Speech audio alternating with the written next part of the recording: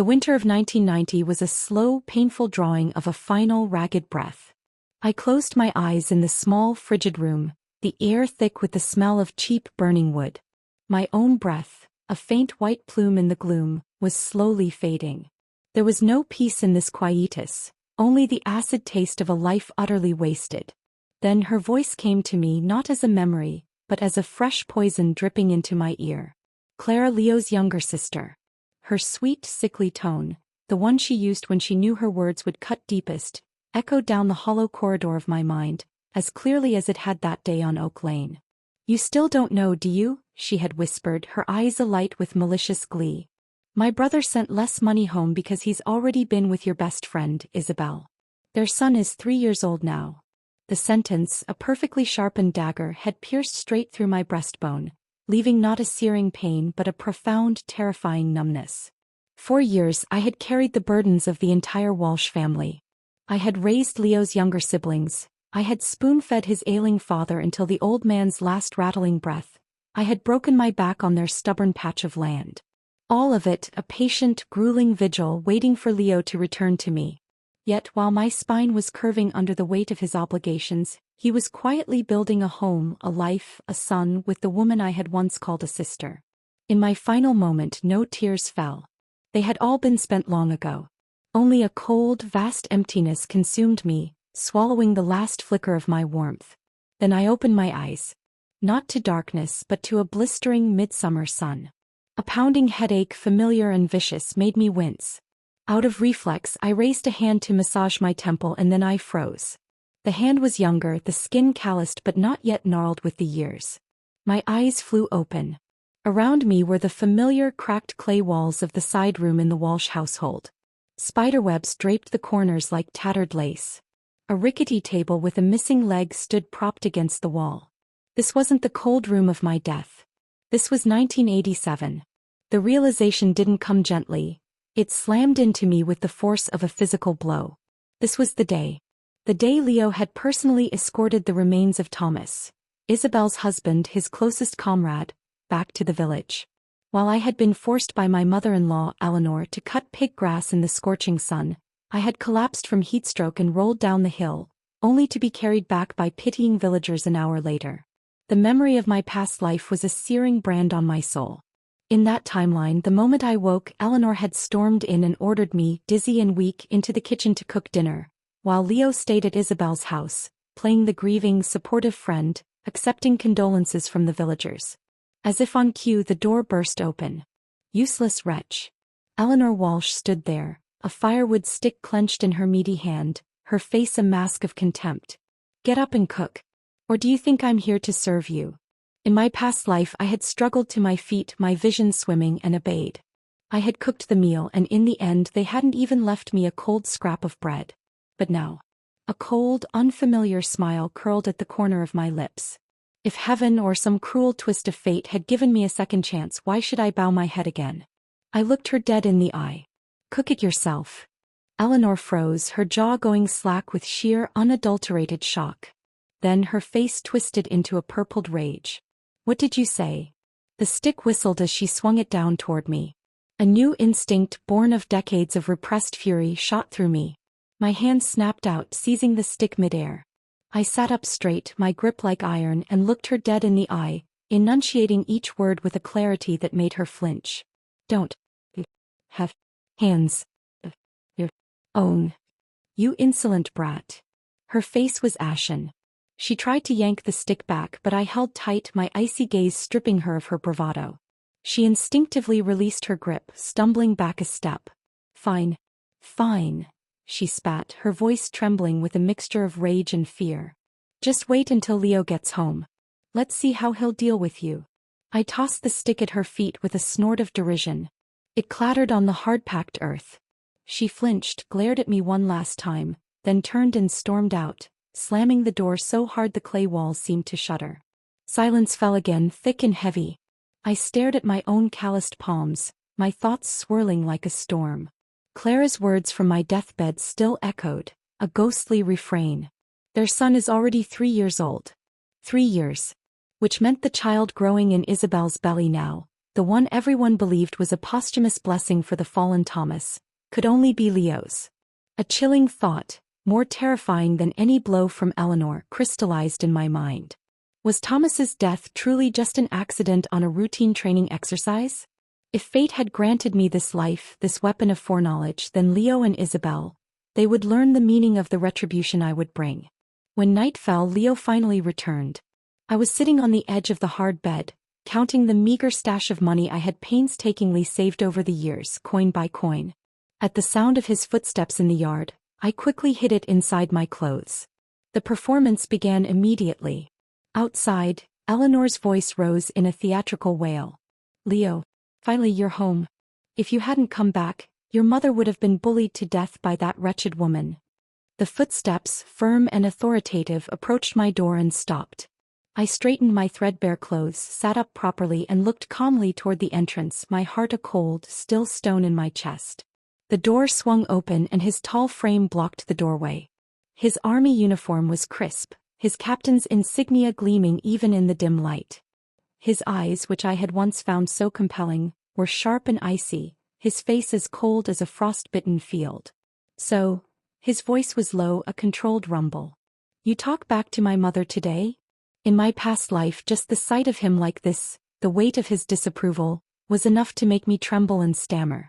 But now, all I could see was the falseness of him, the carefully constructed facade of the honorable soldier.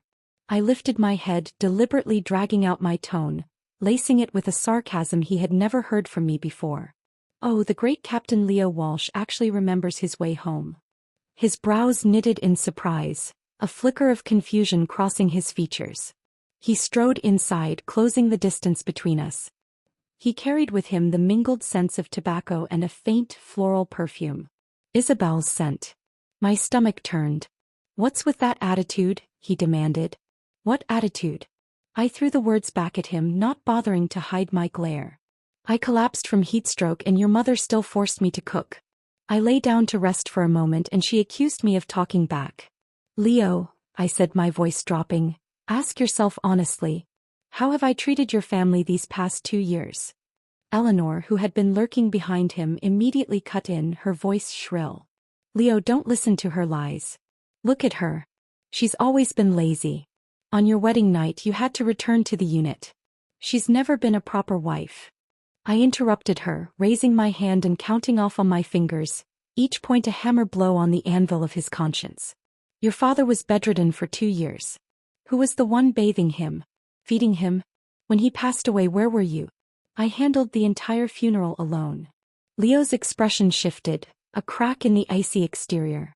"At the time, my unit had a mission." "Mission?" I laughed, a short, cold sound that had no humor in it. "What about the money you sent home every month?" "I never saw a single cent of it. It all went into your mother's pocket. 6 acres of farmland. I plowed and harvested every bit myself. School fees, books, clothes and shoes for your younger siblings. Which of those did I not pay for?" Eleanor shot up, furious, ready to lunge at me. "You insolent brat.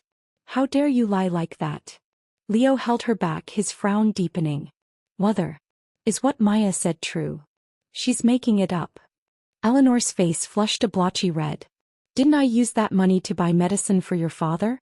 Or do you think a sick man doesn't need money?" I sneered, pressing my advantage. "Oh yes, medicine for your father. But he's been dead for 3 months now. What? Did you burn all that money to send down to the underworld for him to spend?" The room fell into a stunned silence. A vein bulged on Leo's temple. He looked from my defiant face to his mother's panicked one, and the truth was as plain as day. Suddenly he turned to Eleanor and spoke in a hard, unyielding voice. "From now on, half of my allowance goes directly to Maya." "What?" Eleanor froze as if struck by lightning. "Leo, have you lost your mind?" "That's enough," he snapped, his voice cutting through her protests. He dragged his mother, who was still hurling curses at me, out of the room. Before leaving, he cast me one long, unreadable look. A mixture of anger, confusion, and something else I couldn't quite place. After they were gone, the strength drained from my body and I sank back onto the bed.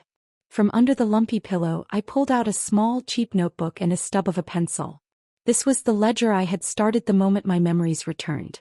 Every coin I spent on the Walsh family, every chore I did for them, I wrote it all down.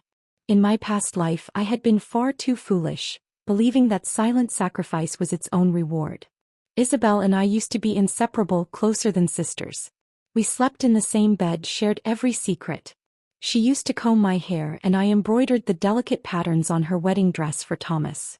The memory rose, unbidden and painful. That day the sun was bright, the sky a dazzling, cruel blue. Isabel carried a bamboo basket, smiling radiantly as she invited me. Maya, let's go catch fish in the river. Tonight I'll make you a nourishing soup. By the riverbank she suddenly slipped and screamed, clutching at my sleeve.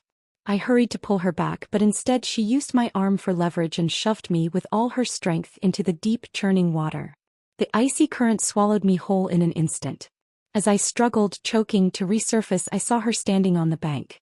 Her eyes looked mournful, but her mouth was set in a hard line. "Help me, Isabel, please." I flailed desperately, my cries gurgling into nothing. She didn't call for help. She simply turned her back and ran away. When I regained consciousness, the first thing I saw was Leo's angular face above me, his entire body soaked, his brows furrowed in what I mistook for concern. "Comrade, are you all right?" Around us, the villagers crowded close, whispering and watching the commotion. Whispers rippled through the crowd non-stop. "Oh my God, they're hugging. Old man Walsh must be crying tears of joy. Should keep it down. The Walsh boy already has a fiancée. It's Isabel." It was Isabel who had pushed me into the water. Clinging to Leo's wet uniform, I sobbed and cried out my accusation. His expression instantly shifted from concern to alarm. He pressed his warm, firm hand over my mouth. "Don't talk nonsense," he hissed, his voice dropping dangerously low. "This can't be said carelessly." That night my own parents, who saw me as a burden, stormed into the Walsh household with sticks. My father kicked over the clothes rack and my mother wailed in the middle of the yard. "My daughter's reputation is ruined. Who will have her now?" Leo stood in the shadows of the main hall. Under the pressure of scandal he finally nodded. "I'll marry her." I hadn't even wanted to. I knew it was a sham. But later that night he came to me. His face under the moonlight looked as though it were carved from ice. "Marry me," he said, "and you'll be free from that house forever." His gaze swept across the fresh bruises on my wrist, the ones left by my parents when they had tied me up, preparing to sell me off to a much older man in the next village to fund my younger brother's marriage. In that moment of utter desperation I wavered. Leo was salvation to me then, even if I knew he was only trying to silence me to protect Isabel. I still, fool that I was, felt a spark of gratitude. After being reborn, I had even thought for a fleeting moment that if he truly loved Isabel I would step aside. But he shouldn't have. He absolutely shouldn't have. He made me work like a beast of burden for his family, draining my youth and spirit, while he lived sweetly with Isabel, playing house with my best friend. The candle before me suddenly went out, snuffed by a cold draft from the broken window. I jolted awake from my bitter memories. Outside voices rose again. The sound of Leo and his mother arguing in the yard. Holding my breath, I peered through a crack in the window shutter. Leo stood beneath the gnarled apple tree, his expression stormy. "You gave her half? Are you insane?" Eleanor hissed, her voice carrying clearly in the still night. "Mother, keep your voice down," he said through clenched teeth. "Do you want the entire village to know how you've mistreated Maya? What sin did I commit to have such an unfilial son?" Eleanor collapsed to the ground in a practiced dramatic gesture, slapping her thighs. "I raised you bit by bit and now you're married and you forget your own mother." Leo turned, the collar of his uniform looking tight around his neck. His gaze drifted, almost involuntarily, toward the silhouette of Isabel's house in the distance before he spoke again. His voice was low but I could just catch it. "When father was bedridden for more than 10 years, who fed him, cleaned him? When your little brother cried from hunger, who starved herself so you could keep studying?" Eleanor grew more agitated the more she spoke. "Now that you've made something of yourself, you plan to give half to that woman? She's our daughter-in-law. If people say I mistreat her, how can you still be a captain?" Leo's jaw tightened, the muscles twitching. Just then Clara, now 15 and blossoming into a sharp-faced copy of her mother, rushed out of the house, her face full of defiance. "I don't agree with sharing money with her." Then Liam, only 10, came running after her, deliberately raising his voice so I would hear. We want Isabel to be our sister-in-law. Last time she even bought us malted milk. A cold laugh escaped me. Two ungrateful wretches. In my past life, I had pinched every penny to feed and educate them, while I, at 25, was already haggard and worn, my back permanently bent, my face etched with lines far beyond my years. In this life, though I had only been married into the Walsh family for 2 years, I had willingly shouldered all the housework out of that misplaced gratitude, never once making them lift a finger. Just look at Clara now, plump and fair, no trace of the skinny, sickly girl she once was. Liam, once dark and scrawny, had grown into a sturdy boy. And yet, a single box of malted milk was enough for Isabel to buy their hearts. Truly thankless creatures, raised only to bite the hand that fed them. Shut up. Leo suddenly roared, his voice echoing across the quiet yard. If anyone dares say such things again, don't blame me for turning against you. Eleanor choked on her words. Clara and Liam went pale with fright. Inside I laughed coldly to myself. He truly loved her. He really couldn't bear to let even a single whisper about Isabel slip out. His protectiveness of her was a physical force. Fine, he bit out, his voice hard. The money stays as we decided. As soon as he finished speaking, his eyes flicked, almost imperceptibly, toward the window of my room. My heart pounded and I slipped behind the door, pressing myself flat against the wall. Only when the sound of his footsteps faded into the night did I finally let out a breath I didn't realize I'd been holding. I climbed onto the hard bed, the rough sheets scratching my skin. Lying there in the oppressive darkness, I thought back to my past life. God, I had been such a fool. Back then, I naively believed Leo was a victim too, tricked by a manipulative Isabel.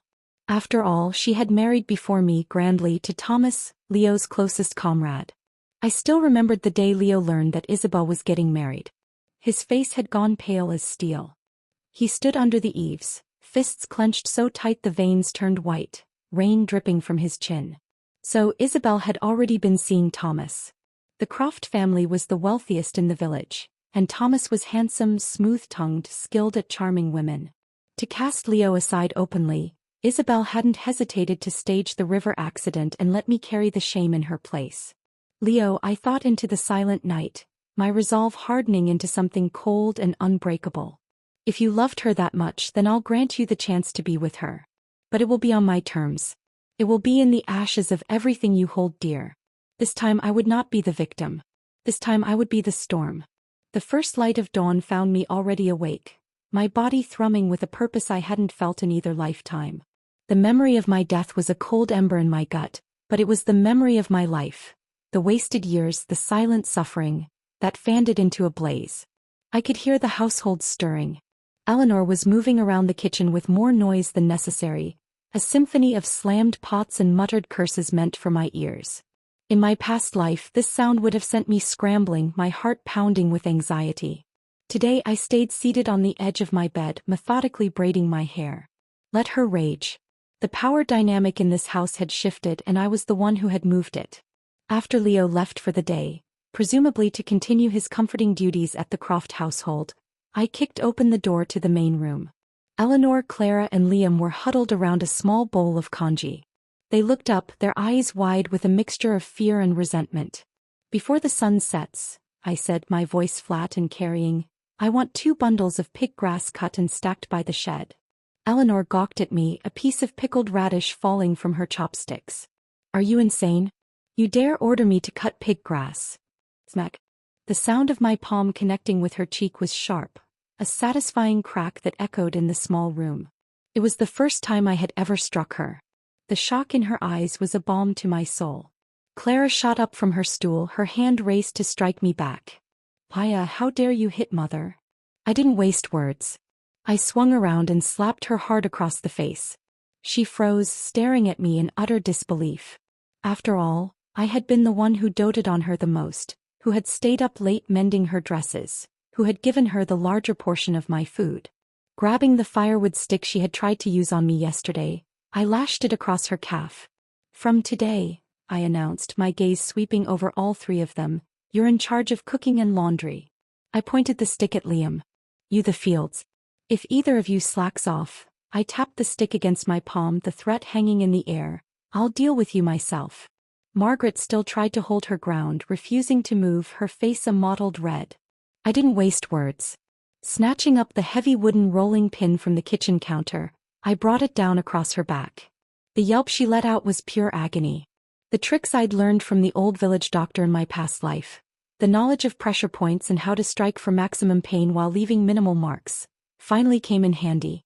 That evening they all huddled in a corner, quietly wiping their tears as I ate my meal in peace at the table. The congee was watery and badly salted, Clara's first attempt at cooking. I ate every bite. It was only fair they experienced the hunger and incompetence I had endured in my last life. The next morning, true to form, they all marched to the village committee to accuse me. I followed them at a distance, my steps steady. When we reached the courtyard of the office, I didn't wait for their rehearsed lies. I dropped to the ground, the dust puffing up around me, and let out a wail that would have made Eleanor proud. Heavens, how unjust! I cried, beating my fists against the hard earth. I've served the Walsh family all these years. The one time I fall ill and make them do a little work, they drag me here to be punished. Secretary Jiang, the head of the local party branch, frowned, his kind face creased with concern. Maya, if you really beat your mother-in-law and siblings-in-law like this. Secretary Jiang. I cut him off, my voice cracking with feigned emotion. I yanked open the high collar of my tunic, revealing the long faded but still visible purple bruise across my collarbone. This was from last year when my mother-in-law beat me with the fire tongs. Where were you then? I didn't give him a chance to respond. I rolled up my sleeve, showing the dense, shadowy bruises from old fingernail grips. These are her handprints. For 2 years. This is how I've lived in the Walsh household. The villagers who had gathered began murmuring noisily, their sympathies shifting visibly. Eleanor's face went from red to white to a sickly green.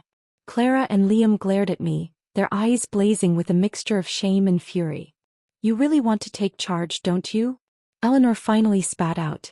I swiped away a non-existent tear. Fine. If I'm such a burden, I'll send them all back to your house, Secretary Jiang. Let's see if your family can feed them. I made a move to grab Eleanor's arm. Secretary Jiang waved his hands in a panic. Enough. Enough. Family matters should be resolved at home. Do not air your dirty laundry in public. I gave a cold laugh, turned on my heel and walked away, leaving them sputtering in my wake. I tossed one last warning over my shoulder. If the pig grass isn't cut by dinner time, don't expect a single bite of rice. As the sun set that day, I sprawled across the hard Kong bed, legs crossed, slowly gnawing on a handful of sunflower seeds I'd found hidden in Eleanor's room. The sound of their reluctant labor from outside was a sweet melody. In my past life they had drained me dry. In this one I'd make them learn what it meant to live a life worse than death. Half a month later, the village gossip mill was churning. Whispers spread that Isabel had been assigned work in the army. Supposedly, a special unit had arranged a position for her, a compassionate gesture for a martyr's widow. Under the elm tree at the edge of the village, the gossiping women clucked with excitement. Well, she is a martyr's widow, one said. The organization has to take care of her. I stood behind the tree, a cold smile tugging at my lips, my fingers tracing the handle of the sickle tucked into my belt. Clara's dying whispers from my past life echoed in my ears, clearer than the women's chatter. Isabel went to the unit herself to find my brother. He was soft-hearted and kept her. Later the leaders arranged the match and the unit even held the wedding. You never knew, did you? My brother never filed a marriage certificate with the unit. You were never officially considered the Walsh family's wife. The sickle in my grip felt like an extension of my own rage. I slammed the flat of the blade against the tree trunk, scattering sawdust. Well done. From the very beginning, this marriage had been nothing but a trap, a fraud laid against me. In my past life I had been thoroughly deceived. When his superiors praised him for being a man of loyalty and righteousness, for taking care of a martyr's widow, did he ever once remember that back home he had a wife repaying his family's debts in his name? Sister-in-law. I turned. Clara stood a short distance away, her arm still mottled with bruises from the other day. She looked timid, a far cry from the defiant girl she'd been. Mother told me to ask if you'd cut the pig grass tonight. I fixed her with a stare that made her flinch. Say one more word, I snapped. And you'll go hungry tonight. She scrambled up and ran without a backward glance. I couldn't help but recall her graduation in my past life, walking hand in hand with Isabel, smiling radiantly at her classmates. "This is my sister-in-law," she had said, linking arms with the woman who had destroyed me. Should I really have saved such an ungrateful wretch that day? My eyes narrowed as I looked toward the distant county seat, a cold smile playing on my lips. It was time. Time to visit the army unit. I would ask in front of every superior, was Maya truly Leo Walsh's wife or not? I would see Leo and Isabel ruined, their reputations crushed in the one place his honor mattered most. "Leo, and you still dared to dream of promotion?" I thought. Daydreaming. The sunset bled across the alley behind the school, painting the wall like fresh blood. I crouched in the shadows, fiddling with the sickle in my hand. Around this time in my past life, Clara had been late returning from school. Worried, I had gone to find her and stumbled upon a gang of thugs trying to assault her. I hadn't hesitated. I charged in, fists flying, but two hands couldn't fight four. I shielded her with my body as their blows rained down. Blood had spilled from the corner of my mouth, and the sight of it scared the thugs into fleeing after hurling curses. The moment they were gone, Clara had shoved me aside and bolted without a backward glance. I dragged my battered body to the clinic and dressed my own wounds. By the time I returned home, the night was pitch black. The second I opened the door, a porcelain cup flew straight at my face. "Where the hell have you been?" Eleanor had stood in the kitchen, hands on her hips. No dinner on the stove. Planning to starve the whole family. Clara had been curled up in the corner, and the instant her eyes met my blood-stained face, she had quickly looked away. Later that night, when the house was silent, she had crept into my room. "Sister-in-law," she had whispered, twisting the hem of her shirt, her voice as faint as a mosquito's buzz. "Please don't tell anyone about what happened today. If it gets out." She had suddenly dropped to her knees. "If this gets out, my life is over." From afar, footsteps echoed in a messy rhythm. I lifted my head. Sure enough, three familiar figures were approaching. Leading them was a blonde thug with a cigarette dangling from his lips. It was the same gang of hooligans from my past life. "You all heard me," he said. "That girl passes here at this time every day. They say her brother's a soldier. So what? If she dares scream, we'll deal with it later." Clara came strolling down the alley, humming a tune, oblivious. "Hey there, pretty girl. Where you headed?" The blonde flicked his cigarette and reached out to touch her face. Startled, she stumbled back against the brick wall. "My brother's a captain in the army." "A soldier's sister, huh?" The gang roared with laughter, grabbing her arm to drag her deeper into the alley. "All the more reason we should take good care of you." I slipped closer, silent as a shadow. The icy blade of my sickle pressed against the blonde's throat. "Having fun, kid?" I whispered into his ear. "Then let me play too." His body froze, the cigarette dropping onto his shoe. "And no fun here, ma'am. Just a misunderstanding." His face turned chalk white as he trembled. Clara seized the chance to break free, rushing behind me, clutching my sleeve, sobbing. "Quit crying," I barked without even turning my head. "See that pole against the wall? Grab it and beat those two for me." The other thugs tried to bolt, but I pressed the sickle harder against the leader's neck. A thin line of blood welled up. He collapsed to the ground, a wet stain spreading between his legs. "Move," I said softly, "and you're dead." At first Clara shook with fear.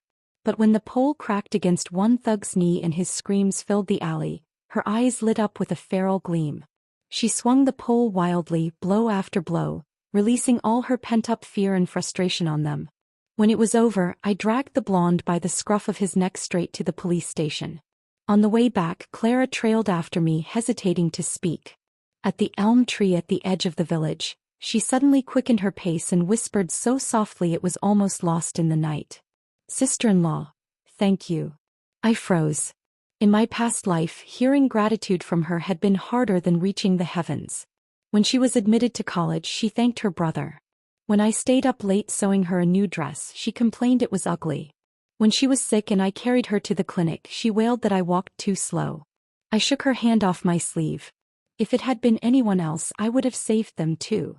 I kept walking. She stood rooted behind me, the moonlight casting over her swollen, tear-streaked face. She couldn't understand.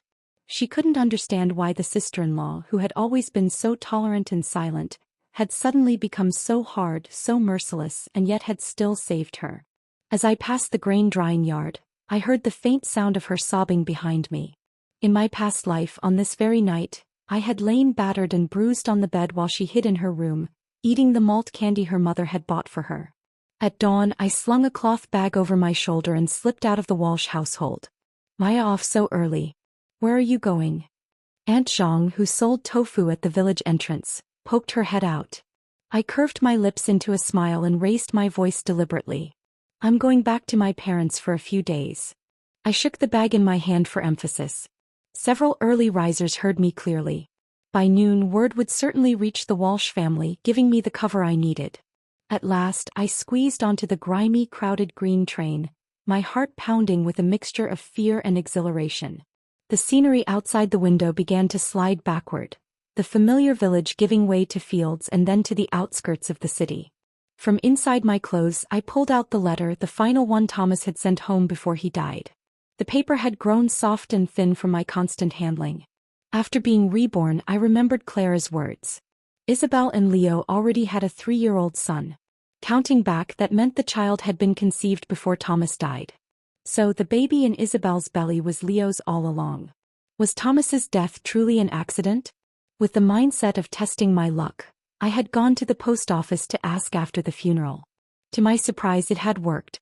I pulled out the Croft family's household registry, one I had secretly taken during the chaos of Thomas's funeral, and with it I successfully received the letter.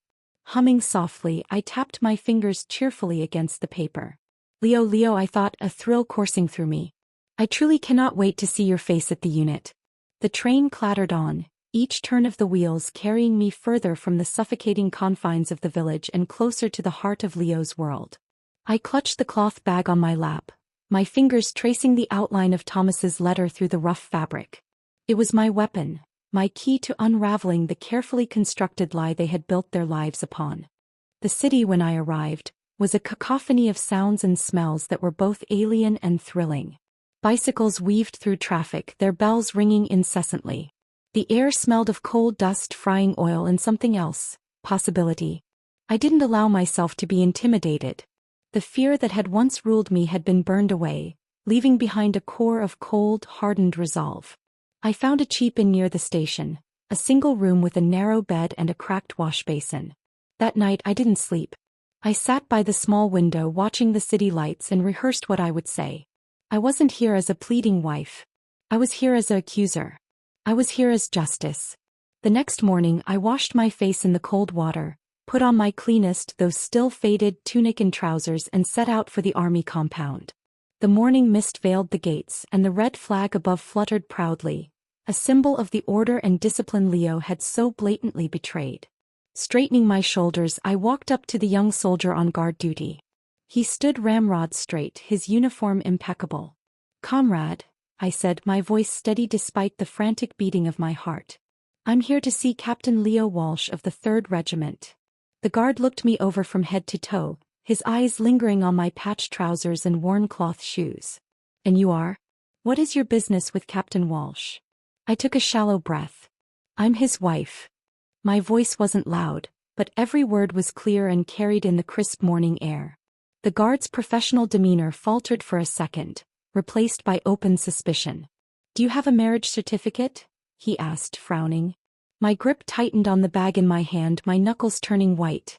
This was the first hurdle. He never gave it to me. The admission, true as it was, made me sound like a fool, a country bumpkin being brushed off. I saw the doubt solidify in his eyes. But just then a green Jeep rolled up to the gate. The window lowered, revealing a man in his 50s with a stern, lined face and the insignia of a senior political officer on his collar. "What's going on here, soldier?" he asked, his voice deep and authoritative. "Report, Commissar." The guard snapped a salute. "This woman claims to be Captain Smith's wife." "Commissar." My ticket inside, opened the door and stepped out.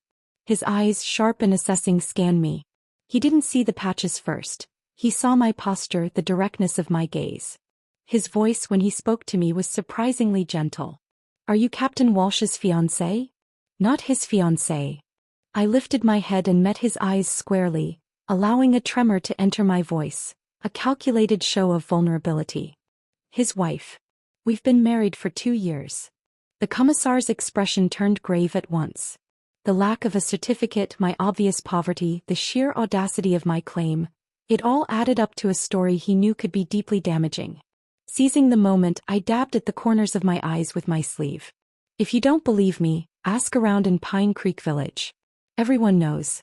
Back then, after he pulled me from the river in front of the whole village, he was forced to marry me. Don't cry, the commissar said, his voice softening further. He handed me a clean white handkerchief. It smelled of soap and sunshine. Come with me. Tell me everything. The jeep rolled past the training ground. The sound of shouted orders and a distant bugle call echoed across the compound. My heart hammered against my ribs. Leo, I thought, a grim satisfaction settling over me. I'm here. I'm looking forward to this reunion. In the commissar's office, I was offered a seat and a mug of hot tea. The enamel cup was warm in my hands, the tea leaves slowly settling to the bottom like the facts I was about to lay bare. I held the mug, took a steadying breath and began to speak. I was careful, methodical. I wasn't a hysterical woman. I was a witness giving a deposition. We married 2 years ago. On our wedding night, he claimed there was an urgent mission. He didn't even step inside the bridal chamber before rushing off. I let the hurt show in my voice, the public humiliation of that night. Last year, when my father-in-law died, I sent 3 telegrams in a row. My fingers traced the chipped rim of the cup. Even on the day of the funeral, he never came home. Smoke curled thick in the air as the commissar lit a cigarette. His face darkened with every word I spoke. This time, I paused deliberately, watching his reaction. He only returned to escort. I let the sentence hang for a beat. The remains of Comrade Thomas Croft back to his village. And the very next morning, he left again. I raised my tear-filled eyes to the commissar, letting him see the profound confusion and betrayal. I came today to ask him just one thing. If he hated me so much, why did he insist on marrying me? Suddenly, hurried, heavy footsteps sounded outside the door. I lowered my head, the corner of my lips curling in a secret smile. No one saw. You finally came. Report. His familiar voice carried a nervous edge I had never heard before. The commissar slammed his cigarette into the ashtray, grinding it down with clenched teeth. Leo, get in here. The door was pushed open. The moment his eyes met mine, his gaze contracted sharply, a flash of pure panic that he quickly masked. He straightened his back, the perfect soldier. Commissar. Is this your wife? The commissar pointed a trembling finger at me. Leo's eyes darted from my face to the commissar's furious one. He swallowed hard. Yes, he said, his voice hoarse. But commissar, there's a misunderstanding. The porcelain ashtray whizzed past his temple and shattered against the wall behind him, pieces scattering across the floor. The commissar's furious roar shook the glass panes in the window. Married for 2 years and never reported it. And you dare call that a misunderstanding? I seized the chance, stepping forward, tears now streaming freely down my cheeks as I stared straight at him. Back then you were the one who insisted on marrying me. Wasn't it because you were afraid I'd expose Isabel for pushing me into the river? Leo's face went ashen. Maya, what nonsense are you spouting? But his eyes kept darting nervously toward the commissar, betraying his terror. Nonsense. I enunciated each word, driving them home like nails. Leo, do you want me to bring out witnesses? I didn't wait for his answer. Who would have thought? Just a few days ago, I ran into little May, the village chief's daughter. I gave her a piece of candy, and she whispered that 2 years ago, while hiding in the reeds, she had seen with her own eyes Isabel pushing me into the water. Leo's knuckles turned white as his fists clenched, his entire arm trembling beneath the crisp sleeve of his uniform. The lie was unraveling before him and he was powerless to stop it. And this, I said, my voice rising, echoing through the entire floor, ensuring everyone outside could hear, is only the beginning. I want to report. The child in Isabel's belly is. Leo lunged at me, a strangled roar erupting from his throat. But 2 guards burst into the room and pinned him down before he could reach me. He thrashed violently, his face twisted with a rage I had never seen, his carefully maintained composure utterly shattered. Maya, shut your mouth. The commissar's eyes had narrowed to slits, his voice low and heavy with impending doom. "Comrade, accusations require proof." This was my moment. I pulled out the letter, the paper rustling ominously in the tense silence. "Please, Commissar, take a look. This is Thomas Croft's last letter home before he died." The Commissar took the letter, his hands shaking so badly he nearly dropped it. His eyes scanned the lines and I watched as the color drained from his face. Then a roar even more thunderous than the first erupted from him, so loud I felt it in my bones. The entire building seemed to stir. I could hear the scuffle of feet, doors opening, heads poking out from every office to see the source of the commotion. At last, Leo truly panicked. "Commissar, this is slander." His eyes snapped back to me, filled with a venomous, pure hatred. "Maya, just you wait." But it was too late. The dam had broken. That afternoon the entire base was in upheaval. The news spread like wildfire, leaping from office to barracks, from mess hall to training field. The child in the martyr's widow's womb belonged to Captain Leo Walsh. Even more chilling, Comrade Thomas Croft's death might not have been an accident after all. The army moved with swift, brutal efficiency. An investigation was launched. Leo was confined to quarters, then stripped of his rank. The court-martial was a swift, quiet affair. I wasn't called to testify. The evidence, the letter, the timeline of the pregnancy, the testimonies gathered from the village about my marriage and Isabel's relationship with Leo, was damning enough. I stood at the gates of the compound on the day he was formally discharged. I watched him stumble out, a shabby duffel bag slung over his shoulder, containing the entirety of his military life. The pristine uniform was gone, replaced by a drab civilian suit that hung loosely on his frame. His beard was unkempt, his eyes bloodshot and hollow. His back, once straight with pride, was now hunched, making him look like a broken old man at the end of his days. He saw me standing there. He stopped, his gaze burning into me with a hatred so profound it was almost a physical force. "Are you satisfied now?" he rasped, his voice raw. I smiled then, a brilliant, genuine smile that reached my eyes for the first time in 2 lifetimes. How could I not be? Just then Isabel, her belly swollen and obvious under her dress, came running from the family quarters. Leo, wait for me."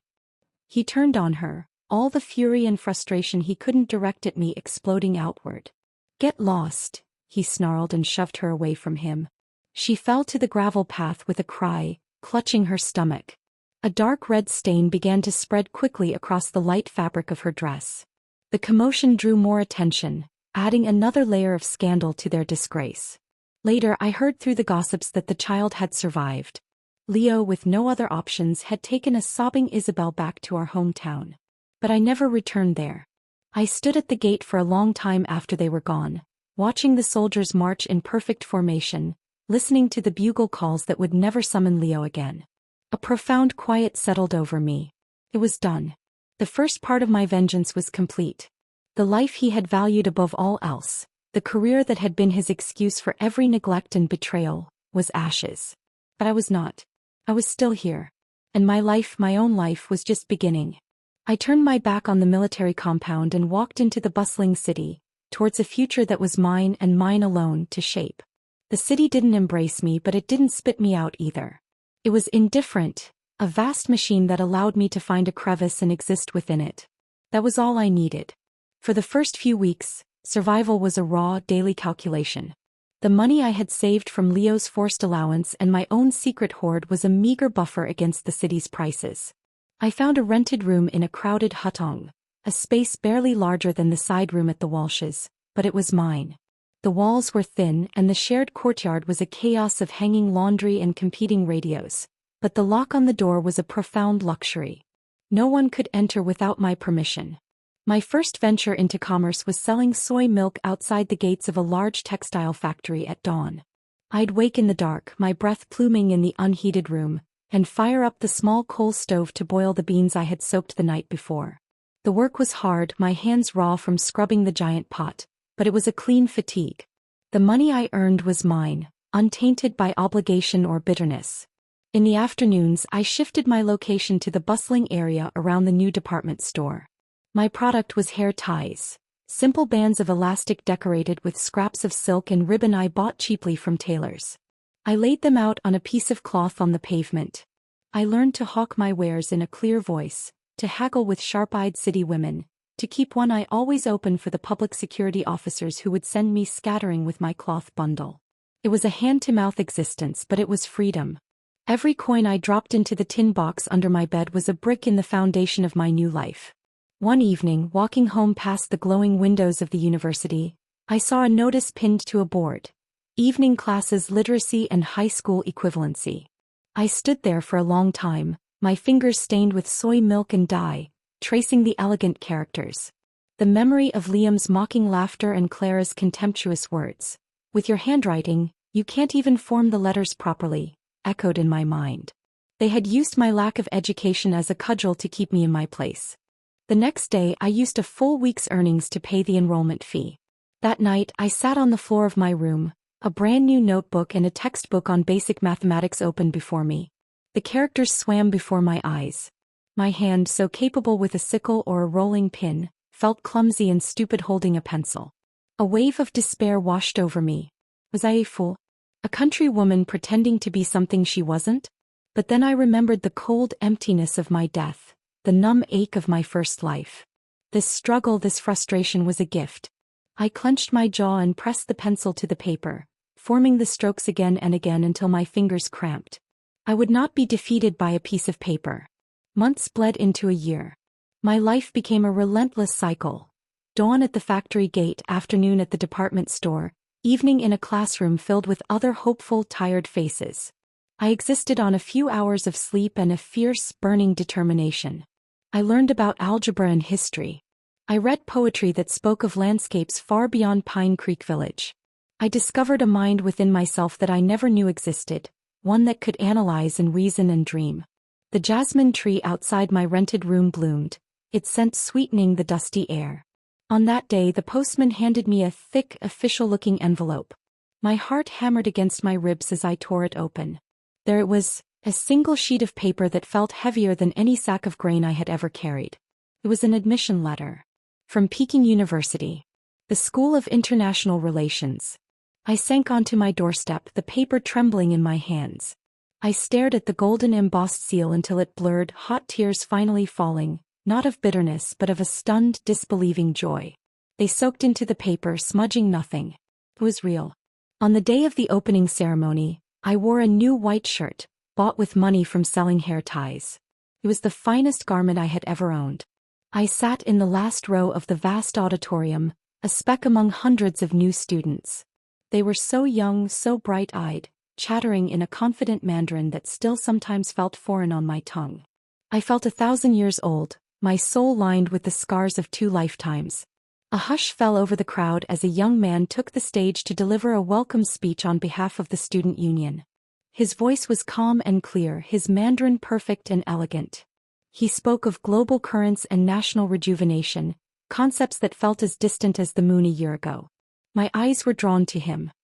He had a thoughtful, intelligent face, and his eyes, behind a pair of simple gold-rimmed glasses, scanned the audience with a gentle authority. His gaze seemed to linger on our section for a moment, and I quickly looked down at my hands, suddenly self-conscious. After the ceremony, the crowd spilled out into the sun-drenched courtyard. I was fumbling in my bag for my class schedule when my pen slipped from my fingers and rolled across the flagstones. "Miss, you dropped your pen." The voice was familiar. I looked up. It was him, the young man from the stage. He bent down, his movement graceful, and picked it up. He held it out to me, and in that moment our fingers brushed. I accepted it, my heart doing a strange, nervous flutter. "Thank you," I managed, my voice barely a whisper. He smiled, and his eyes, up close, were as gentle as flowing water. "I'm Ethan Cole. Welcome to Peking University." Before I could stammer a reply, he was swept away by a group of fellow students. I stood there, clutching the pen, the spot where his fingers had touched mine feeling strangely warm. In the days that followed, Ethan Cole seemed to be everywhere. He was always there, a quiet, steady presence in the vast silence of the library. I would look up from a dense text on geopolitical theory, my head spinning, and find him a few tables away, immersed in his own books. He never bothered me, never made a show of it. But once, when I returned from a brief trip to the water fountain, I found a piece of precious white rabbit milk candy sitting neatly in my enamel mug. Another time I was working my part-time job at the university cafeteria, my arms aching from carrying heavy trays, when I heard a familiar voice at the window. "One jiaozi, please." It was Ethan. He took the plate, his gaze warm. "Maya, don't let your hands shake," he said softly with a hint of a smile before turning away. He knew my name. Sometimes when I opened my textbook late at night in my room, I would find neat handwritten notes in the margins beside the most complex passages. His script was confident and clear, illuminating concepts that had baffled me. He never signed them, but I knew. They were always signed with a simple E. It was both thrilling and terrifying. His attention felt like a spotlight, illuminating a version of myself I was still afraid to believe in. The part of me that was Maya Walsh, the beaten-down village wife, whispered that this was a mistake, that I was an imposter in this hallowed world, and he would soon see the truth. This internal turmoil came to a head one afternoon. I was studying in a secluded corner of the library when a small folded slip of paper fell from between the pages of my book. My hands trembled as I opened it. "Maya, tonight at 7 by Weiming Lake, would you do me the honor of discussing the U.S. President's upcoming China visit with me?" Ethan. Panic, cold and immediate, seized me. Discuss geopolitics? With him? He was the academic star of the department, and I was a woman who, until recently, could barely write her own name. He saw a fellow student. I knew I was a fraud carrying a secret, shameful past. I tucked the note back into the book and avoided the library, the cafeteria, any place I might see him for 3 straight days. On the 4th afternoon, as I hurried behind the classroom building, a figure stepped out from the shadow of a flowering crab apple tree, its petals scattering around him like pink snow. It was Ethan. He blocked my path, his expression unreadable. "Maya," he said bluntly, his gaze direct. "What are you afraid of?" The question was so simple, so piercing, it stripped away all my defenses.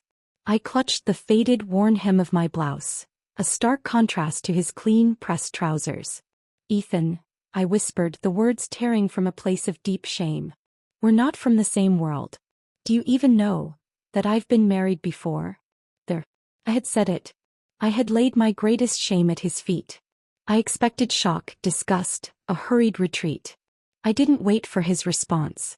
I turned and bolted, leaving him standing in a path strewn with fallen blossoms, my heart cracking with a pain I hadn't anticipated. The next morning, heavy with a sense of finality, I walked to my early lecture. As I approached the hall, I saw a figure standing under the large parasol tree in the courtyard.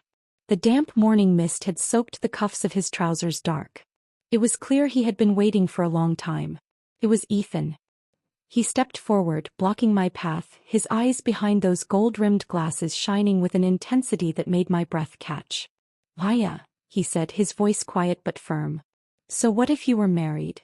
I stared at him, stunned into silence. "That only proves," he continued, his gaze holding mine, "that you once loved the wrong person. Or that circumstances forced you into a path you didn't choose. It doesn't define you.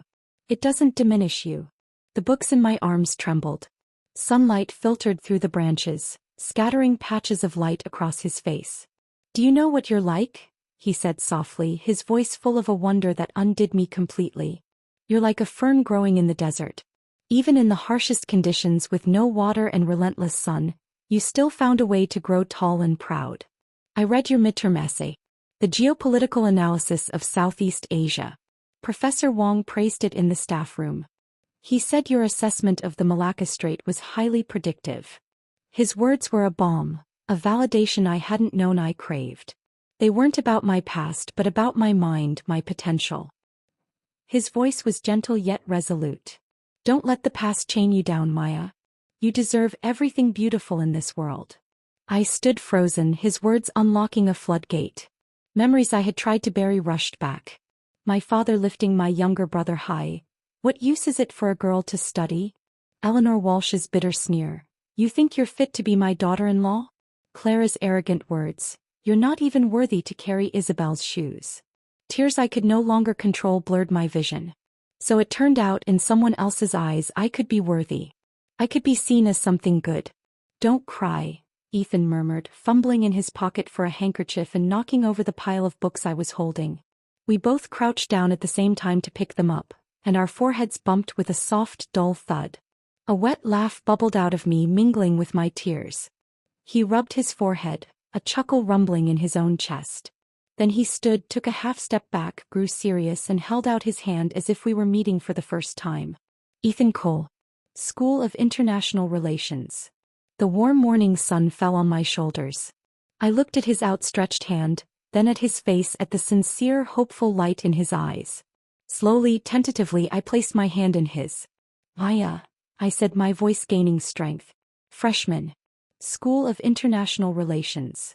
His hand was warm and firm around mine. A spring wind rustled through the large leaves of the parasol tree. From the distance, the library bell rang, clear and bright. A new day had truly begun. The world, which had for a glorious year been reduced to the manageable dimensions of textbooks, lecture halls, and Ethan's steadying presence, suddenly yawned open again, threatening to swallow me whole. It happened on an ordinary autumn afternoon, the kind where the golden sunlight stains the rows of parasol trees and the air holds the first crisp hint of coming winter. I was hugging my borrowed copy of Principles of International Law to my chest, walking out through the university's main gate, my mind still tangled in the complexities of maritime sovereignty. Then I heard it. A coarse, gratingly familiar voice that sliced through the refined academic chatter like a rusty saw. Miss. Hey miss. Do you know which class Maya is in? My blood ran cold. I didn't need to look up to know. It was my father's voice, roughened by a lifetime of shouting across fields and cheap liquor. I forced my head up, and there they were, a trio of ghosts from my darkest memories, huddled just beyond the gate like wolves at the edge of a firelight. My father stood, his posture permanently stooped from labor, his hands, caked with the ingrained dirt that no amount of washing could ever remove, clutching the strap of a worn satchel. My mother, her face a roadmap of bitterness and hardship, clutched the same faded green cloth bag she had once used to carry the money from selling me off to the highest bidder. And my younger brother, Kai, crouched at the curb, a cigarette dangling from his lips, flicking ashes onto the pristine pavement with a deliberate contempt.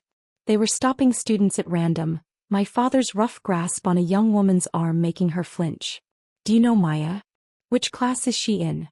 A cold fury, colder than the numbness of my death, rose within me. They had found me. The vultures had scented a new source of carrion. I strode forward, my footsteps silent on the pavement. What are you doing here? I asked, my voice low and taut. My father's head snapped around. His eyes, small and piggish, lit up with a predatory glee. Maya. He seized my wrist, his grip like iron, his dirty nails digging into my skin. You passed into Peking University and didn't even tell us. Your own family. An hour later they were crowded into my tiny rented room, a space that had been my sanctuary and now felt violently violated. The air, usually scented with old books and jasmine from the courtyard, was thick with the smell of sweat and tobacco. My mother shoved Kai toward me. Call your sister. Someday you'll need her help when you marry a wife. Her tone was wheedling, transactional. I was not a daughter. I was an asset that had unexpectedly appreciated in value. I shook my father's hand off my arm, the ghost of his grip a brand on my skin. Didn't he already get married 5 years ago? I said, my voice dripping with sarcasm. Or did the bride price you got for me not cover the cost? Kai ground his cigarette butt onto the clean floorboards near my feet, his eyes flashing with the same unearned entitlement I remembered. That was then. A man has ongoing needs. You're at Peking University now. You have connections. You can get me a city job. I laughed, a short, bitter sound. I had only meant to warn him that day, I said, the memory of Kai's wedding, paid for with the money from my own sale, surfacing with painful clarity. Yet he dared to walk away from me when I tried. Fine, I said, the plan forming in my mind instantly, cold and clear. Then come with me. I led them back to my room. I needed to contain this, to deal with it on my own terms, away from the prying eyes of the university. What I didn't expect was to find Ethan there. He was sitting at my small table, busy helping me organize a stack of internship application papers from the Ministry of Foreign Affairs, an opportunity he had quietly helped me secure.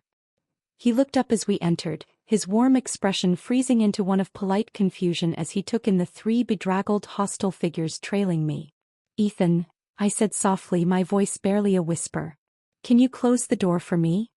He hesitated for only a second, reading the storm in my eyes. He gave a curt nod, stacked his documents neatly and closed the door with a definitive click.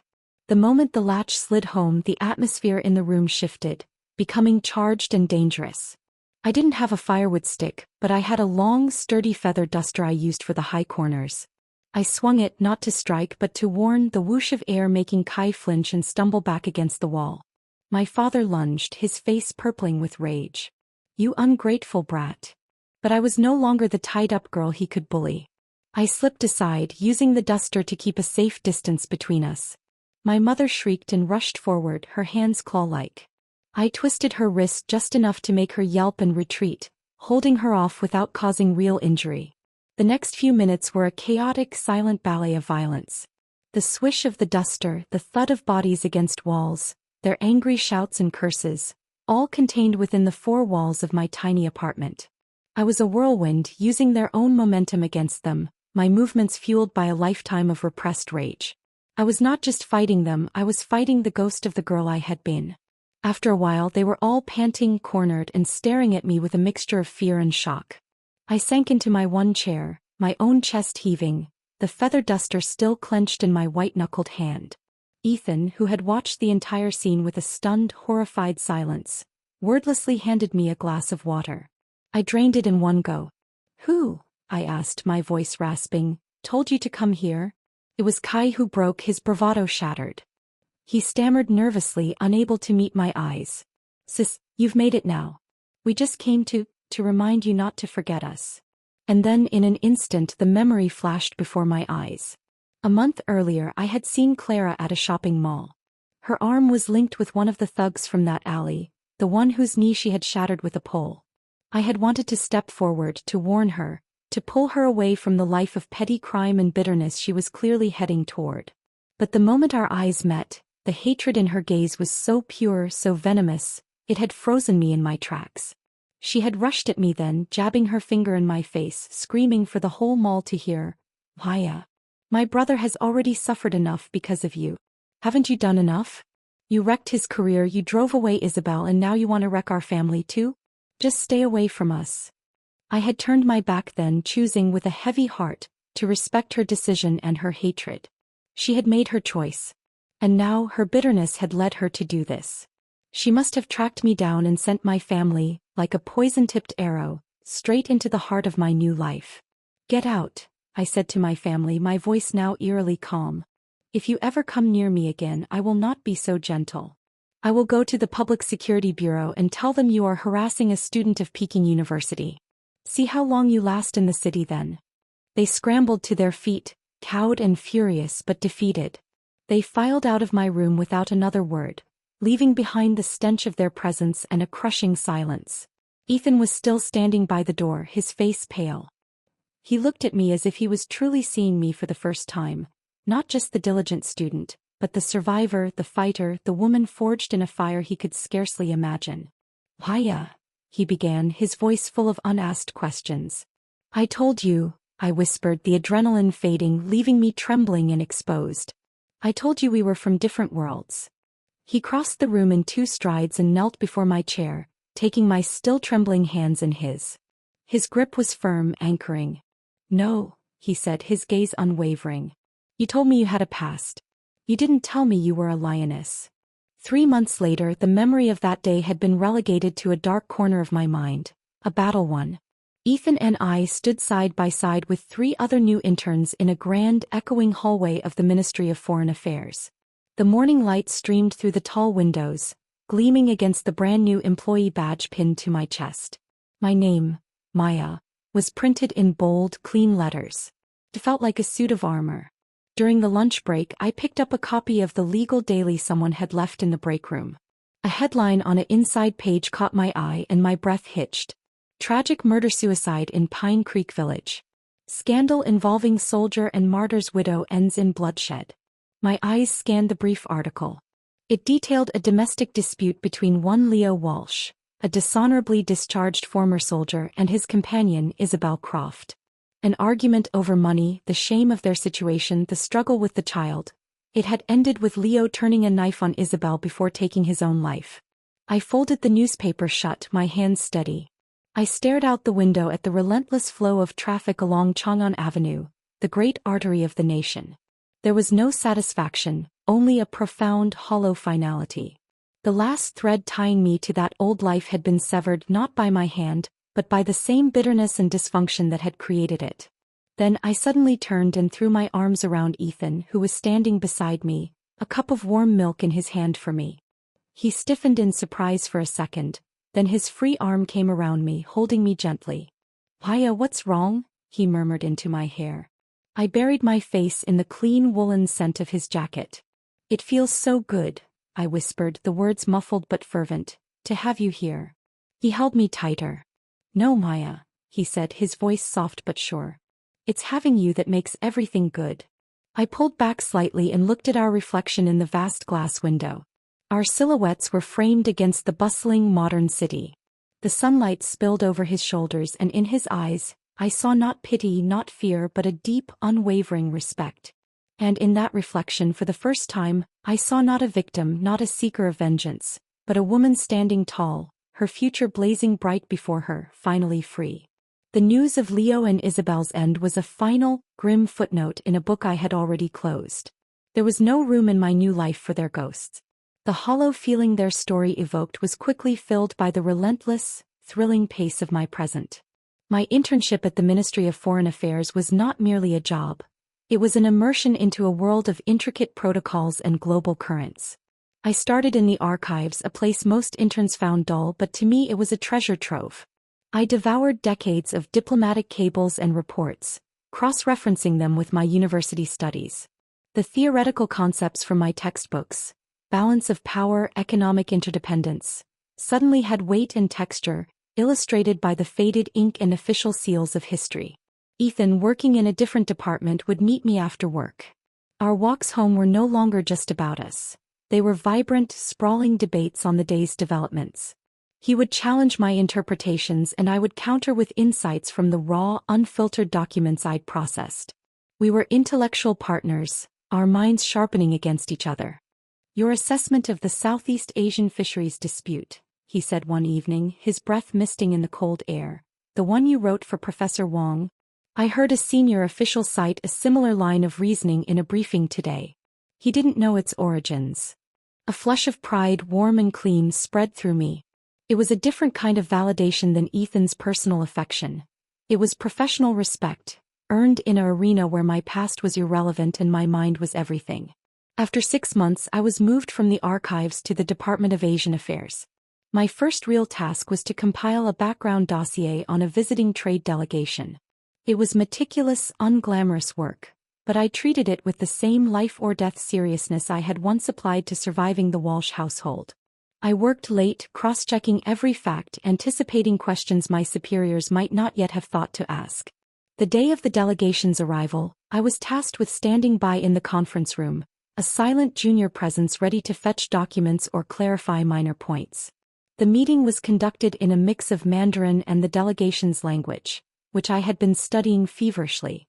Halfway through, one of the delegates made a nuanced comment, a subtle cultural reference that the official interpreter translated too literally, losing its strategic implication. Without thinking, acting on an instinct honed by 1,000 hours of study, I scribbled a note on a piece of paper and slid it discreetly to the head of our delegation, Director Chen. He read it, his expression unchanged, but when he next spoke, he subtly incorporated the clarified meaning into his response. The delegate from the other side nodded, a look of genuine understanding passing between them. The tension in the room eased. After the meeting, Director Chen lingered as the room cleared. He picked up my note, his eyes, sharp and assessing, finally landing on me. "You are the intern?" "Violin." "Yes, Director. Your note was correct. How did you know?" "I've been studying their regional folk tales, sir." The reference was to a parable about a foolish farmer who mistakes a fox's cunning for wisdom. The delegate was implying our initial proposal was clever but short-sighted. A faint, almost imperceptible smile touched his lips. "See that you continue your studies, Intern Lin." That small, silent victory was more potent than any dramatic confrontation. It was a testament to my new identity. Maya Lin, the analyst, the linguist, the one who paid attention. Meanwhile, my life with Ethan deepened into a comfortable, profound partnership. We moved into a slightly larger apartment, a place with bookshelves that overflowed onto the floor and a small kitchen where we learned to cook together, our attempts often ending in laughter and makeshift meals. The shadows of my past receded not because I forgot them, but because the present was so brilliantly, demandingly bright. One weekend we were visiting an art exhibition, a modern display that I found bewildering but Ethan explained with patient enthusiasm.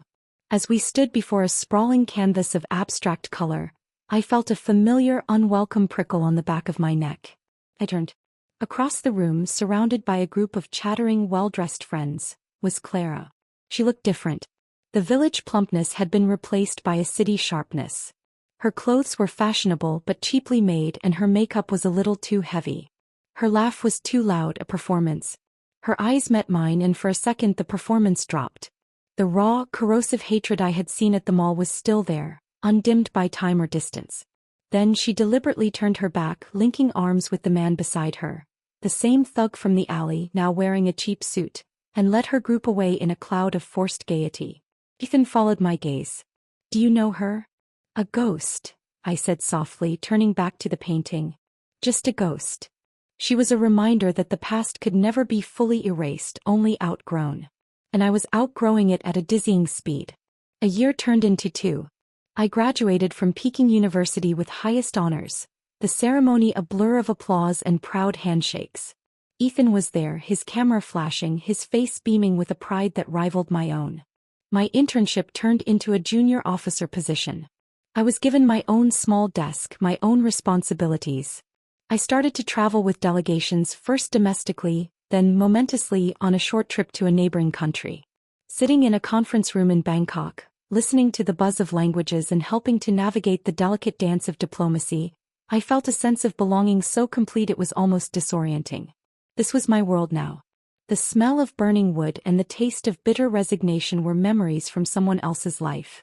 One evening, shortly after my return, Ethan and I were walking through our favorite park. The cherry blossoms were in full, extravagant bloom, their petals drifting down like pink snow. He stopped me under a particularly magnificent tree. "Maya," he said, his voice unusually solemn. He wasn't holding a ring, that wasn't his style. Instead he pulled a small flat box from his pocket. Inside, on a bed of velvet, was a simple, elegant key. "The lease is signed," he said, his eyes locked on mine, full of a quiet, certain love. "It's a small house not far from here. With a garden.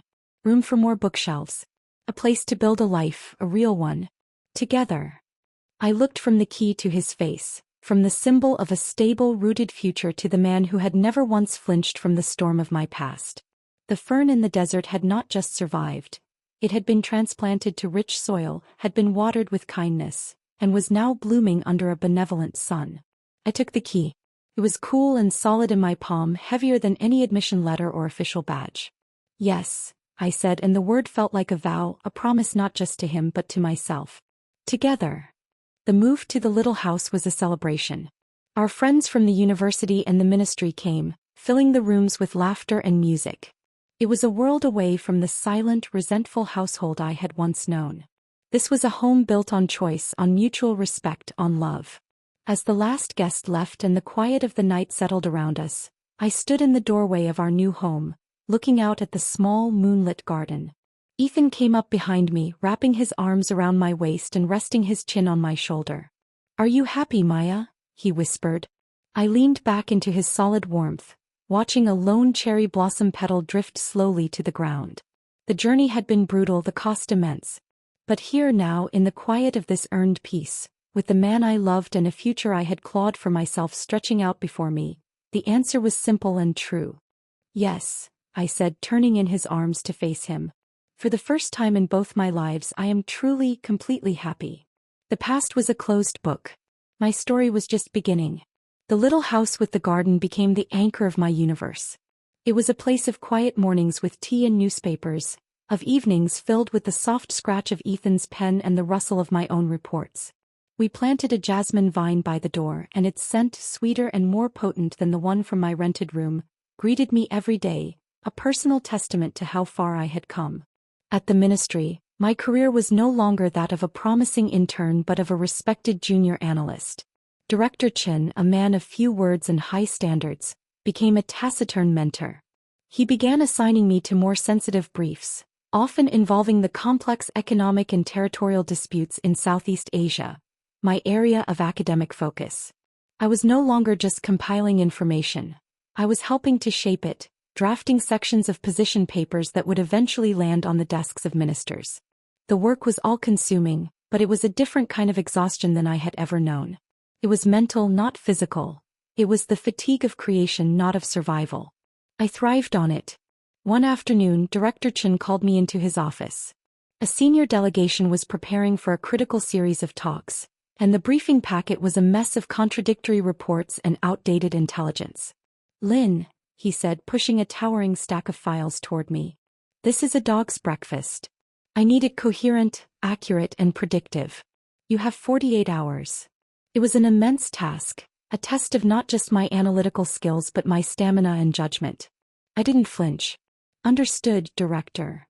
For 2 days and 2 nights, I lived in a small windowless conference room at the ministry. I cross-referenced economic data with satellite imagery, read between the lines of diplomatic cables, and drafted concise summaries. Ethan brought me food and a clean blouse, kissing my forehead without a word, understanding the stakes. On the morning of the 3rd day, I placed a neatly bound 100-page briefing book on Director Chen's desk. My eyes were gritty with fatigue but my mind was clear. He spent an hour reading it in silence. Finally he looked up. "The section on the maritime claims. Your conclusion is more assertive than the consensus." "The consensus is based on a 1985 treaty, sir," I said, my voice steady. "The ground-level economic activity, which I've correlated with shipping manifests and local infrastructure projects, tells a different, more aggressive story. The consensus is outdated." He grunted, a sound I had learned was his highest form of praise. "The delegation leaves tomorrow. You will accompany them as a junior advisor." This was it. The real thing. Not an observation post but a seat at the table, however small. The talks were held in a gleaming air-conditioned conference center in Singapore, a world away from the dust of Pine Creek. I sat slightly behind the lead negotiators, my role to whisper clarifications, to pass notes, to be the repository of the facts we had built. During a tense afternoon session, the other side presented a new, seemingly benign proposal regarding fishing rights. The head of our delegation, Minister Lee, was about to acknowledge it when the data from my briefing book flashed in my mind. That proposal, if accepted, would have ceded de facto control over a strategically critical channel. I scribbled a note and passed it to Minister Lee. He read it, his expression never changing, but he subtly shifted his line of questioning, probing the implications with a new, sharpened focus. The delegation on the other side became flustered, their answers evasive. The proposal was tabled. After the session, Minister Lee turned to me as we gathered our papers. "That was well caught, Advisor Lin," he said quietly. "Your briefing book was correct." The victory was silent, invisible to anyone outside that room, but it resonated through me with the force of a physical blow. I had not just done my job, I had protected my country's interests. I had used the mind I had fought so hard to educate. When I returned to Beijing, there was a new respect in the way my colleagues looked at me. I was no longer Ethan Cole's bright girlfriend or the intern from the countryside. I was Advisor Lin. Life with Ethan settled into a rhythm of profound, quiet understanding. We hosted small dinners for friends, debates over world affairs flowing as freely as the wine. We traveled when we could, and I saw the places I had only read about in books. The bustling ports of Hong Kong, the ancient temples of Kyoto. With every new experience, the ghost of Maya Walsh receded, her voice growing fainter, until one day I realized I could no longer clearly remember the feel of the firewood stick in my hand or the specific timbre of Eleanor's shrieking. They had been overwritten, replaced by the weight of a diplomatic passport and the sound of Ethan's laughter. One Sunday we were browsing in a used book market when I saw her again. Clara. She was alone, looking thin and frayed, picking through a bin of discounted romance novels. The cheap glamour was gone, replaced by a dull resignation. She saw me at the same moment. There was no hatred this time, only a vast, empty weariness. She looked at my wool coat, my leather satchel, the intelligent, calm man standing beside me, and then back at her own hands, chapped and clutching a tattered book. The chasm between us was no longer just emotional. It was a gulf of class, of accomplishment, of life. She gave a tiny, almost imperceptible shake of her head, not in denial but in defeat. Then she turned and melted into the crowd, a shadow dispelled by the morning sun. I felt a pang not of guilt but of a sorrowful finality. I had offered her a hand once and she had chosen to bite it. There was nothing more to be done. Her path was hers to walk as mine was mine. That night I lay awake next to Ethan listening to his steady breathing. I thought of Clara, of Leo and Isabel, of the entire tangled mess of my first life. The desire for vengeance that had once been my lifeblood had long since evaporated, its purpose served. It had been the fuel for my escape, but it was not a foundation for a life. I had built something better, something real. I had a career I was proud of. I had a home filled with love and respect. I had a self that was my own creation. The little girl whose father said she was useless, the young woman whose in-laws treated her as a beast of burden, the betrayed wife who died of a broken heart. They were all part of me, but they were no longer me. I had integrated them, acknowledged their pain, and then built a citadel of a life upon the ruins they had left. The journey was over. The war was won. Now there was only the peaceful, challenging and exhilarating work of living. Years have a way of softening the sharpest edges of memory. The past no longer feels like a separate life, but more like a deeply buried geological layer, the intense pressure of which formed the person I am today. I am no longer Maya who was reborn. I am simply Maya. My career at the ministry did not follow a meteoric rise, but a steady, ascending path built on competence and reliability. I never sought the spotlight, but the spotlight of responsibility eventually found me. I was appointed Deputy Director of the Office of Southeast Asian Affairs, a role that suited my analytical nature perfectly. I led a small team of bright young minds and I took a quiet pride in mentoring them, in being the kind of guide I never had. I ensured their insights were heard, their contributions recognized. I would not be the source of anyone's silenced potential. The work remained demanding, a constant negotiation of interests and personalities, but the frantic urgency of my early years had mellowed into a seasoned confidence. I had earned my place at the table. At home, the garden I had once viewed as a symbol of impossible stability became my sanctuary. Ethan and I spent weekends there, our hands in the soil, tending to the roses and the vegetables with the same care we gave our relationship. We had built a life not on grand passion, but on a profound and enduring friendship. He had seen me at my most broken and my most fierce, and he had never wavered. Our love was the quiet, sturdy bedrock of my existence. We never had children. It was a conscious choice, one we discussed at length. My life, my energy had already been spent raising other people's children, Leo's siblings. The maternal part of me had been exhausted in that first, thankless life. We were content with our world of books, travel, and each other. It was a completeness that defied traditional expectations, and it was ours. One autumn, on the anniversary of my admission to Peking University, I received a letter. The handwriting was unfamiliar, spidery, and uncertain. It was from Pine Creek Village, but not from my blood family. It was from Auntie Zhang, the tofu seller. Dear Maya Lin, it began, the formality touching a chord of sadness in me. I hope this letter finds you well. You are a legend here, you know. The girl who got away and became a great official in Beijing. People still talk about it, usually when scolding their own lazy daughters. I smiled faintly, imagining the scene. I write with sad news, the letter continued. Your mother passed last month. Your father followed not long after. Sickness. Your brother, Kai-he, he left the village after the funeral. No one knows where he is. I set the letter down on my polished desk, looking out the window at the Beijing skyline. I felt nothing. No grief, no relief, no schadenfreude. They were simply facts, the final closing of a book whose story had ended for me long ago. They were people I had known once in another lifetime. I felt a distant pity for the hard, small lives they had led, but it was a detached emotion, like reading about strangers in a newspaper. I did not go back for the graves. There was nothing for me there. Instead, I made a small donation in their names to a charity that supported rural girls' education. It was the only epitaph I could offer, a silent prayer that another girl from a village like Pine Creek might have an easier path than mine. Time flowed on, a gentle, relentless river. Ethan's hair turned a distinguished silver at the temples, and fine lines etched themselves around my eyes. Lines of laughter and concentration, not of worry and fear. We traveled the world together, not as part of a delegation but as ourselves. We stood on the cliffs of Ireland, walked through the ruins of Rome, and sailed on a junk in Halong Bay. With every new horizon, the world that had once felt so small and suffocating expanded, and my place in it felt more right, more earned. On my 50th birthday, Ethan and I were back in our garden. The jasmine was in bloom, scenting the evening air. He handed me a small flat package.